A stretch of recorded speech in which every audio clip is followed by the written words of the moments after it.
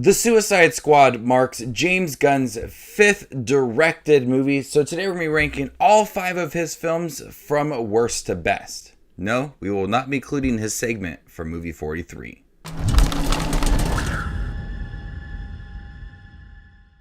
Welcome back, movie watchers. Thank you guys for stopping by my channel. James Gunn's newest film, The Suicide Squad, is now out in theaters and on HBO Max.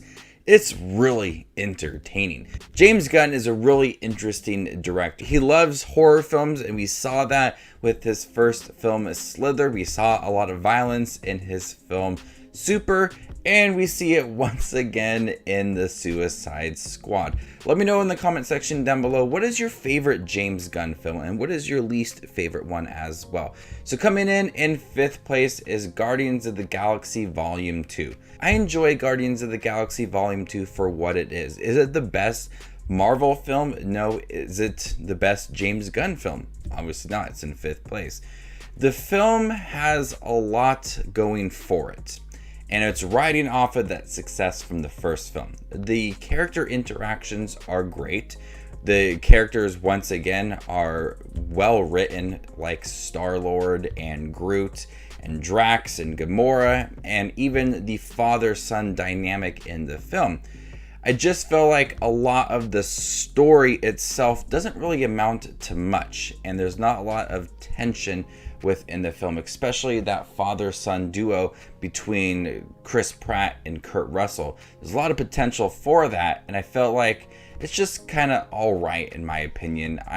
Every time I watch Guardians of the Galaxy Volume 2, I find something new about the film that I just don't really care for. Some characters have less development than others. They're just kind of like background characters. The visuals are really great. There's a side story in the film that feels like it's a setup for a future film, especially kind of in the beginning of the movie. The soundtrack once again works. The action is a lot of fun, but when it comes to the 5 James Gunn movies, it sits at the bottom. Coming in 4th place is Slither. I just watched Slither for the first time the other day, and my God, that was a film.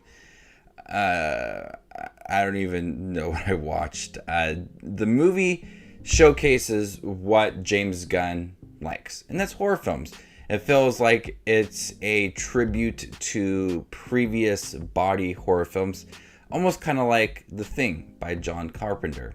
Feels very reminiscent of that, but it's got its own flair to it. It's got a lot of humor and a lot of body horror, and it's got that nice balance. I found myself laughing when it came to some character interactions with Elizabeth Banks and Michael Rooker and Nathan Fillion, and then I found myself completely disgusted with a lot of the scenes in the film. So that film has that nice balance where if you're a horror fan, you will enjoy the horror elements of it, but also if you like a comedy, you get a lot of that too. And there's a lot of great effects in here for a smaller budget film. Feels like a big budget horror film when it comes to the effects, and some of the things that they were able to come up with in the film is quite impressive. So not only is the film enjoyable with its horror elements and the comedy, it's also quite impressive with how it was crafted, and it's just overall a really entertaining film. Coming in 3rd place is Super. I've always enjoyed Super, starring Rainn Wilson. This is a well-crafted story that has a lot of heart for the character played by Rainn Wilson, who wants to be a vigilante. It feels a lot like Kick-Ass in terms of just people wanting to be superheroes and protect their city. It borrows a lot of story elements from your average big blockbuster superhero film, but does it in a way that does feel real. The storylines in here, the conclusion of it all do feel very typical, but it's done in a way that is endearing and has a lot of heart going for it too, and it's pretty violent as well. Rainn Wilson gives a really good performance as this vigilante, and a lot of the action scenes are filmed very well. So the story itself and its heart and its character mixes together to make a really fun hero film that has a lot to say and feels very realistic. Now, spot number 2 and 1, I had a hard time with, and I haven't had a hard time making a ranking video like this in a long time because of the next 2 films. Obviously, it's Suicide Squad and Guardians of the Galaxy Volume 1.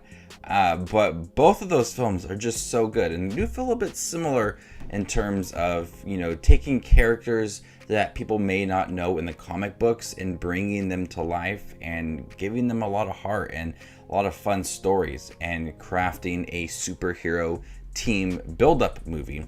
And that's how both films essentially are. But coming in second place is The Suicide Squad. The Suicide Squad is by far the best DCEU film. I love that DC let James Gunn just do what he wanted with this movie. He crafted a really intense, bloody action film with characters that I absolutely adored. Ratcatcher 2 is by far one of my favorite characters in the DCEU. King Shark is just so much fun. Bloodsport and Peacemaker are characters that are going to be memorable DCEU characters. This is what Suicide Squad from 2016 should have been. It gave these characters a chance to understand each other. They didn't like each other for most of the film. They argued, they tried to outdo each other, but by the end of the film, you cared about them. They had a chance to step up and be leaders and show their potential. And I love how the storylines were crafted for a lot of these characters, especially Bloodsport, who completely just changed his character at the end of the movie. The film looks great. The color grading is beautiful. The action scenes are amazing. It's violent as can be, and it's hilarious. So coming in first place is Guardians of the Galaxy Volume 1.